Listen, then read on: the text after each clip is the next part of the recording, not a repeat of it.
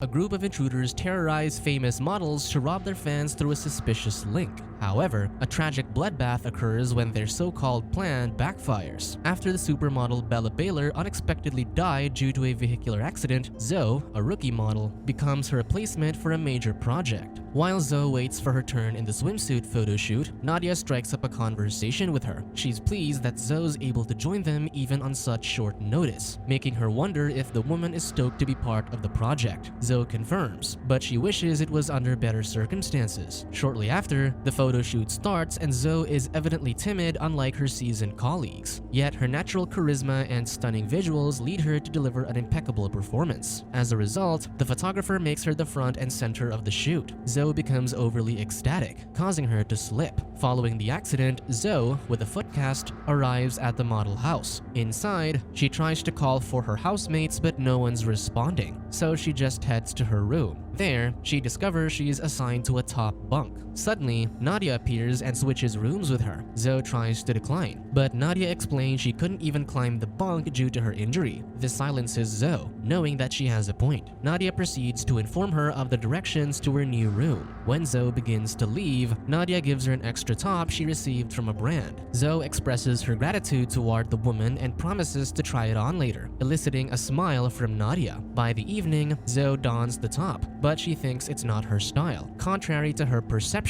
Nadia believes it fits her perfectly, so she asks for Zoe's phone to capture her alluring appearance. A while later, the girls gather in the living room. One of the well-known models, Trudy, analyzes Zoe's Instagram account and learns she has the least following among them. Therefore, she advises her to show more skin in her photos, but Zoe explains she can't, knowing she lives in Chicago. In disbelief, Trudy shares that she lives in New York, and even if it's snowing, she's uninhibited from being daring. After the group shares a laugh, they return to their own element, making Zoe feel excluded. All of a sudden, she receives a message request from a random Instagram user. Zoe accepts his request, which is the beginning of their flirty exchange. In the middle of their conversation, the man sends her a video since he learns she's a science buff. The video features the mating behavior of praying mantis, intriguing Zoe. Nadia notices that she is glued to her phone, making her think Zoe's having an intimate conversation with her lover. Opposing to her claims, Zoe clarifies that a guy who's been messaging her sent her a video. With great enthusiasm, Zoe allows Nadia to watch it with her and explains that a male praying mantis plays dead to avoid death. For Nadia, she finds it weird to send a video like that to a girl he's flirting with. Suddenly, a loud knock catches Nadia's attention as her ex-boyfriend, Steven, wants to talk to her. Since his presence disturbs the girls, Nadia has to entertain him. Outside, Steven expresses his concern for Nadia as she ignores his texts. Moreover, he doesn't know she won't be home tonight. Nadia emphasizes that although they live together, it doesn't mean she has to tell him everything. Instead of acknowledging her words, Steven compliments her appearance, even the smallest details such as her new haircut. Taken aback, Nadia points out he'd never noticed it before. Steven quickly reveals that he always notices her and that he's currently the improved version of himself. Still, Nadia remains unimpressed and tries to send him home as men are not allowed on their property. Steven is persistent in getting inside, but Nadia forbids him. To convince him, Nadia enlightens him that his stubbornness to get inside can get her fired. Immediately, Steven apologizes for being a lousy boyfriend. However, he pleads to Nadia for a second chance, as he promises not to like other girls' pictures on Instagram. Sadly, Nadia rejects Steven since she doesn't have the energy to salvage their complicated relationship. Steven doesn't take her rejection well, which shows he's not sincere and isn't a changed man. When Nadia sends him home again, Steven insults her hair and leaves. Afterward, in their room, Nadia shares it's her fault for ignoring Steven, which leads him to follow her into the model house. Trudy thinks he's a stalker, but Nadia denies it. Later on, the models spend the night at their jacuzzi tub to make content. Out of nowhere, Sydney initiates a truth or dare game by asking Carla. At first, Carla's disinterested, but with Nadia's coercion, she yields. Upon picking dare, Sydney challenges her to make out with Trudy. This doesn't sit well with Carla, so she persistently protests, thinking it'll be cheating on her boyfriend. Nadia suggests they simply kiss each other on the cheek, so she accepts it. However, Trudy boldly turns Carla's head toward her, leading them to kiss. Annoyed, Carla abruptly leaves the tub. After hanging out in the tub, Nadia opens up about the guy messaging Zoe. She thinks she's being catfished, but Zoe is in denial. Meanwhile, Sydney plans to exercise, but her jump rope is missing. Therefore, she confronts Carla, but the woman insults her weight instead. Though insulted, Sydney still tries to look for it in Carla's room, but the woman insists it's not there. Sydney notices she's doing a sensual live stream, making her wonder if her boyfriend's okay with it. In Carla's defense, she's doing it to pay her rent. Despite Sydney's tough facade, Carla's words cut through her. Hence, she leaves the house, and a concerned Nadia tries to find out what happened between them. Sydney expresses her hatred for Carla, believing she's entitled because she fits the beauty standards. This leads Sydney to voice the struggle she experiences as a plus-size model in their industry. Now, she misses her close friend Bella, especially since the late supermodel never looked down on her. Nadia encourages Sydney to be a team player, even if she doesn't like her teammates. To cheer her up, Nadia gives her a blunt, which Sydney quickly refuses. Nadia reminds her about Bella's quote of indulging oneself, so she eventually relents. Afterward, Nadia leaves because she has to do her beauty routine for tomorrow's call time. While alone, Sydney notices a car's arrival in front of their house. Thinking it's one of the model's boyfriends, a nosy Sydney approaches it to check who it is. Suddenly, a masked individual named Thomas grabs her from behind and threatens her with a gun. Then, he drags her inside the house to hostage the other models. Carla notices the commotion in their living room and tries to escape. Unfortunately, a female intruder, Annie, obstructs her way, failing her escape plan. Moments later, the intruders line the models up but discover that Nadia is missing. Therefore, Annie orders her accomplice to search for her. The woman in question nearly enters the living room, but seeing her housemate's situation causes her to stop. Quickly, Nadia hides in her closet but forgets to take her phone. As if on cue, her phone rings, attracting Thomas's attention. He quickly checks on the closet, but Nadia's nowhere to be found. Unbeknownst to him, she's actually balancing herself on the ceiling. She might have fooled him once, but luck isn't on her side. Her arms have given out, causing her to make an unwanted sound. Sadly, the two intruders are on a mission to capture her. Not backing down, Nadia tries to subdue Thomas, but Annie aims a gun at her, leaving her helpless. Back in the living room, Thomas clarifies what they're doing isn't kidnapping as there's no ransom. Annie takes over and explains that they're actually going to rob their followers by posting a donation link on their social media pages. She adds that once they collected $1 million,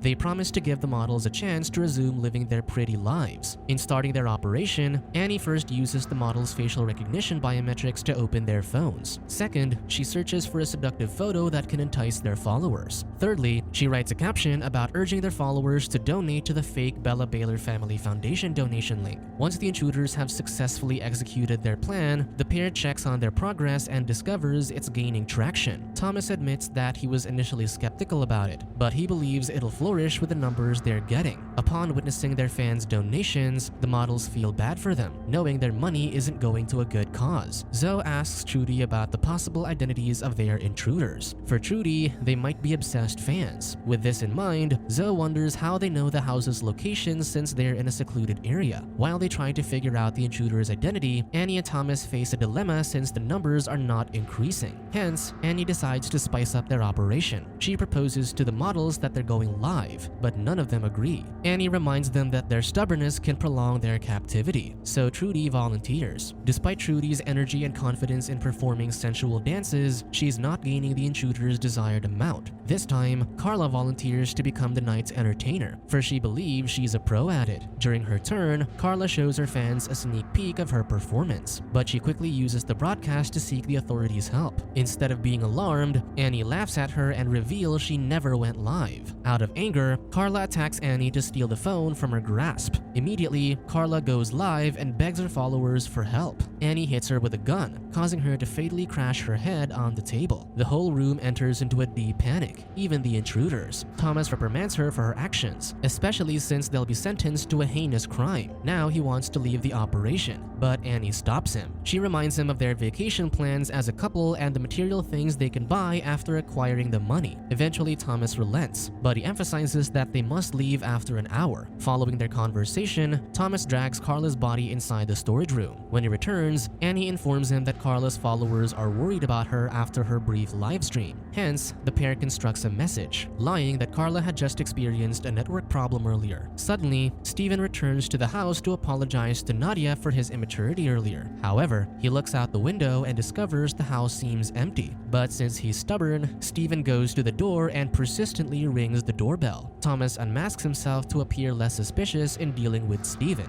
Upon opening the door, Steven gladly greets Thomas and requests to speak to Nadia. Thomas tells him that a person named Nadia doesn't live in the house and makes it appear that Steven is mistaken. Regardless, Steven tries to enter, but Thomas obstructs his way. Eventually, Steven leaves, but he wonders why there's a man inside, as Nadia told her they're not allowed there. Therefore, he leaves Nadia a voice message, informing her about the man earlier. Steven is still unsatiated about how things have transpired, so he goes to the house's kitchen window to find answers. Alas, he discovers the restrained models in the kitchen, alarming him. Due to this, he tries contacting the police, but Thomas, with a gun, appears. Steven's quick on his feet as he successfully subdues him and takes his gun. Now that he has Thomas hostage, he warns Annie that he'll shoot him if she makes an unwanted action. Annie surrenders, so he orders her to release the models. While Annie's removing their restraints, a loud gunshot echoes inside the room, and Steven's body slumps down to the ground. It turns out that Flip,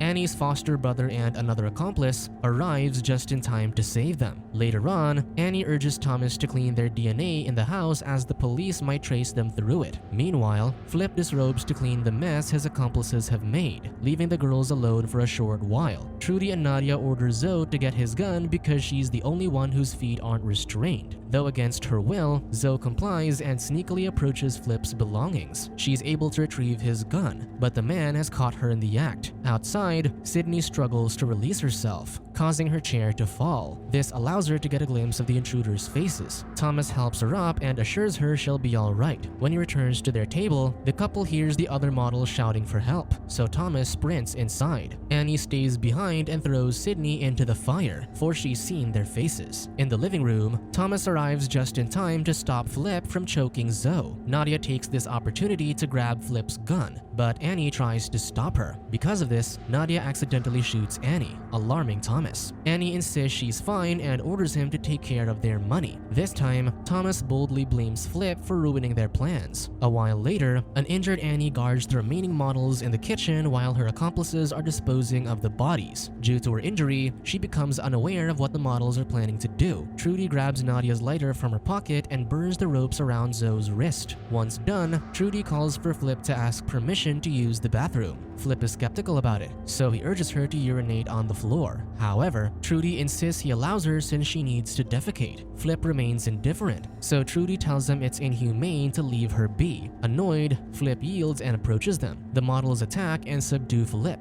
giving him no choice but to wake his injured sister. Disoriented, Annie tries to shoot them, but she completely misses. With this opportunity, Trudy hides behind the kitchen counter, whereas Zoe heads to the door and leaves. Luck isn't on Nadia's side as Flip catches her, halting her escape. Hence, she urges Zoe to continue leaving to seek help. Flip disapproves of it since Zoe might send them to jail, so he orders Thomas to shoot her. In compliance, Thomas shoots Zoe until she's unresponsive. Back inside the house, Trudy throws a marble pestle on Flip to free Nadia from his hands. Unfortunately, Annie grabs Nadia from behind and begins to choke her. Thankfully, Sydney, who acquired burn injuries, comes to Nadia's rescue. She strangles Annie with her jump rope, leaving her unconscious. Meanwhile, Trudy rushes to the garage and tries to open the garage door. It opens slowly, giving Flip time to deal with her. Tragically, Trudy loses her life after he stabs her with a garden pick hoe. Shortly after, Flip returns to the living room, but he discovers that Sydney and Nadia have restrained Thomas. Sydney, aiming a gun at him, orders Flip to drop his gun. The man complies and assures her she's in control. All of a sudden, he taunts Sydney, causing panic among the women. Nadia commands her to shoot him, and she complies. Unluckily, she misses, and her gun becomes jammed, so she throws it at him. An angered Flip approaches Sydney while spewing threats at her. In a flash, Flip shoots Sydney, killing her. Nadia panics, leading her to hide. Flip asks Thomas about her whereabouts, but he doesn't know. When Flip turns around, Nadia surprises him by stabbing his eye with a broken glass. Angered by her actions, Flip kicks her, which sends her flying. Nadia remains persistent, so she tackles him on the ground. However, Flip pulls out his knife and repeatedly stabs Nadia on her flank. As for Zoe's case, she awakens unscathed after pretending to be dead. Immediately, she rushes to their neighbor's house to ask for help. Afterward, she returns to the model house and discovers a dying Nadia on the floor. She quickly rushes to her and assures her that the police are coming. Sadly, Nadia is on the brink of death, and her last words are to warn her of Flip's presence. True to her words, Flip appears in a threatening manner. Thomas alerts Zoe and kicks the gun in her direction. Without hesitation, she shoots Flip to death. Now they're alone, Thomas pleads to her to let him go. He reveals that he's merely a pawn in the operation and that this was Annie's plan. Zoe refuses to release him, especially since he tried to shoot her. To prove he deserves to be freed, he confesses all of Annie's secrets. According to him, Annie is obsessed with the models and wishes to gain many followers. It turns out she's actually the Instagram user Zoe used to talk to. Moreover, the link to the video Zoe watched allowed Annie to track their location. Upon learning this, Zoe becomes infuriated and wants to end Annie's life. Thomas tries to stop her since he believes his girlfriend is already dead. Regardless, Zoe wants to know where her body is, so Thomas tells her Annie's in the hallway.